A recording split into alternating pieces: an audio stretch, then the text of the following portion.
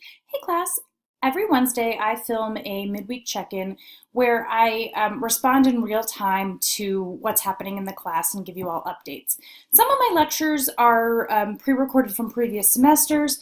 I only really update the ones, I update some of them as needed, but I keep the ones that are good.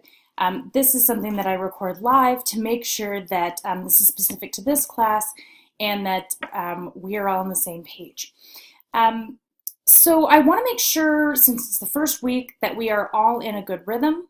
Okay, the way that I see it happening is I begin posting your to-do list on Friday. Generally have the lectures and everything posted by Saturday. Any finishing touches done by Sunday, any project work.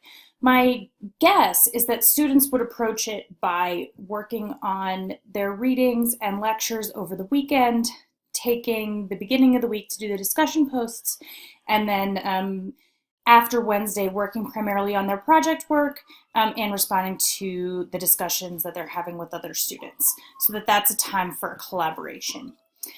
Um, and as we start to get into the rhythm, I want to remind you all that our major weekly deadline is Wednesday at 8 p.m. Okay, Wednesday at 8 p.m. is when discussion posts are due. There is a rubric that's posted that's detailed within your week one to-do list, and it goes over exactly where I assign points and for what. And my previous post, you'll notice that I gave some samples and and uh, and provided you with some information about exactly how to do academic style citations. Please, if you don't understand that, or if that's difficult for you, a lot of people in this class particularly are returning to school after some time off and might not remember what academic style citations are. Please ask questions. The Coffee House is a great place to do that. I also recommend Purdue OWL for additional resources. You know, there was kind of an interesting discussion popping up in the introductions about the nature of online learning. And I think that we have, you might hear different things about how online learning is great and it's revolutionizing education, and there are really great things about it. I think that it's very accessible, particularly for women who are trying to combine work and family, or for really any professionals who are trying to go back to school who maybe are ready to devote that kind of serious time and effort, but can't necessarily do it during the weekdays at a specific time, need to fill it in wherever. Some of the negatives of online learning can sometimes be that people do underestimate how much work it's going to be since they don't have formal class time and have to make their own class time. Being self-paced can be difficult, and I think that it can sometimes be more difficult to establish those types of personal relationships online. And I do, and then and especially it becomes difficult in a class like this where the topic is political and personal in nature. It's we touch on a lot of personal experience. We touch on a lot of very heavy topics, and there's something that happens that's different when there's a screen in the way for some people that makes it harder to connect in ways that we find it easier to connect in person. I think it's very important for us to learn these skills because I think, for better or worse, this is a direction that the world is moving in. And in your professional careers, you are going to be asked to work online, and you are going to be asked to make connections to people who might be across the world. And you've got to figure out how you can have personal relationships that are mediated. Now, I'll say that from my perspective, I think that online learning can be really wonderful, particularly the way I structure it, because the discussion posts allow you to have small, manageable writing assignments. And I know that sounds strange, but particularly for people who haven't written in a long time, it's much easier to write those 2 to 3 paragraph little chunks every week And then once you're in the practice of doing that again and used to doing that again, writing a longer essay is not so difficult. When you've been in class face to face and you've been discussing verbally, and then all of a sudden you have to put pen to paper, that can be very challenging. So in a lot of ways, this helps us practice our writing in lower stakes kinds of ways, shorter assignments, and I think ultimately benefits students in their writing process enormously. Now, what else did I want to say? I'm checking my notes. So this week, after you turn in your discussion posts tonight at 8 p.m., you're going to start working on the YouTube assignments. Please make sure that by Friday you have signed up for a video topic. And then those topics are going to be due on the Friday before we cover everything. So in the same way that my week 2 materials will go up on Friday, I'd also like for the student YouTube videos to go up on Friday for that coming week. That just gives everybody an opportunity, particularly everybody manages their time a little bit differently, and some people truly only have the weekend to work. So I think it's important that we think about that. And just making it as available as possible for everybody. Plus that way you can start to work on working through the week and be somewhat of an expert when people are asking you about your videos, which is really kind of fun and part of the purpose. I'll be posting a sample tomorrow so that you can get an idea of what it looks like. People have done some really amazing things with this. The technology is simpler and easier to use than you think. I really recommend Screencast-O-Matic because it's free and it's fairly easy to use. There might be other softwares that are also free that you feel more comfortable with, and that's okay with me. But if you do have any specific questions on how I make my YouTube videos or the technical requirements, just pop it into the coffee house or shoot me an email.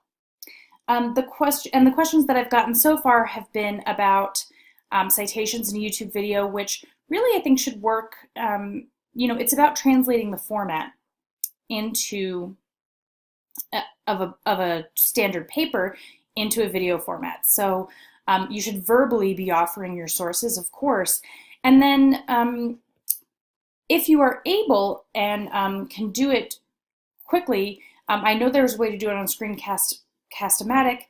You can throw up your bibliography. I'll also accept a paper bibliography as in a separate file. But I do want you to, in the same way that you would do in-text citations, mention your sources throughout so that people get a sense of where you're coming from. And in the past, many students have done a very good job with this video. So I think that it's a very exciting assignment and I hope you have fun with it. We're going to start talking about the midterm next week already, and also start on finals. Our final is a project called Experimenting with Activism, and what I ask students to do, and this is detailed in the syllabus, is to pick a social issue and do some kind of action on it. It doesn't have to be huge. It can be creating an online petition. It can be attending a protest or a rally that is already going on. It can be really, really a lot of different things. Any of our activist tools really would actually work. And the main thing is that you think about a social issue and what would be effective in trying to make it better. And you will work together as a group, because I think that experience is vital for any kind of professional work you're going to do in the future, for any kind of activist issue that you actually want to, anytime you want to see social change, you're going to have to work with other people. But I do recognize that group projects have kind of a bad rap. And so what I ask is for people to work together, but then write their own individual responses so that they're graded, so that you're graded mostly individually, but you're still getting that valuable experience of working as a group. The first piece that will be going up is a personal evaluation where you think about your own level of professionalism and the way that you interact in a group. One of my goals is to make you better at this process of group work, and particularly facilitating it online. The other thing that's coming up next week is the topic of global capitalism. We're going to start reading a series of manifestos. The first is the Communist Manifesto, but there'll be many others to come. And I want you to think about these, the types of founding documents that movements put together, and what it means to articulate principles that are radical and that seem completely unrealistic given the world that we live in. And the two examples that you have from this week are the Declaration of Sentiments, which is the 1848 document establishing the women's rights movement in the United States, and the Unity Principles from the Women's March from a year ago. And in their own ways, they both set an agenda for feminist activism and really attempt to bring people together in a movement through this centralized document that is a statement of purpose. And so as you read these, you're going to be starting to work towards your own statement of purpose for experimenting with activism. This is something that I want you to write as a group. Okay, the points involved are minimal, but the experience of it is invaluable, and what happens and what goes into your paper will be part of your grade. Also coming down the pike next week will be the explanation of midterms, and then just continuing to make sure that everybody's getting into the pace where they're able to keep up with the readings, the discussion posts, the lectures, and the project work. That's a little bit about where we are. I want to encourage you again to send emails, post to the coffee house. I am around. I may not see you in person every day, but I know who you are, and I want to hear from you, and I am available and I'm responsive. And I hope that we are all off to a great start this semester. I will see you on the discussion boards for a productive chat about this week's readings.